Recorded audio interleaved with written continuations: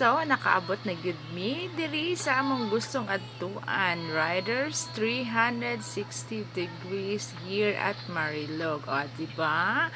Si Tinay. Grabe. O, diba? O, ang mga dagway sa mga laagan. O, to apa ni sa nagpapansin dito, o. Kana. O, sige, sorry daw ta sa tong bana sa iyahang mansiones diri sa Marilog. Uy, kagwapo.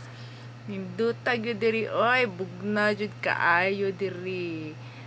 Kayang naabot mi diri mga 5 o'clock na kapin after some kids ministry sa Los Amigos and small treat sa mga worker. Amo silang gisuroy diring dapita, pampabugnaw silang mga utok kay stress daw sila for the whole week sa school and sa ilang work. Di anak ko ang gwapo nga anak, grabe, ingnan ako maghaywa good, yaha lang yung kong gitanaw and oops, grabe, picture pa more marajug mga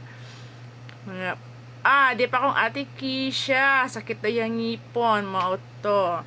Hitabo sa yaha, o akong bana, grabe niya, present, diri nga. Uy, gabuhag, diri nga area, spacious kaayo. Naghanog mga lingkuranan. Lamig jud kayo, diri stay ay. Kanang bugnaw kayo, kung gusto mo, init na kaya sa inyo mga balay, o anhin mo diri.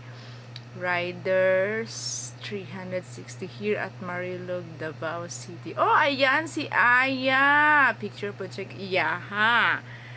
Para daw iyang ipakita siyang mama. And that's all. Diba? Gwapo kayo mga kananan. And here is the white girl. White lady. Si Trexay. Hello, diba? And that's all. Goodbye.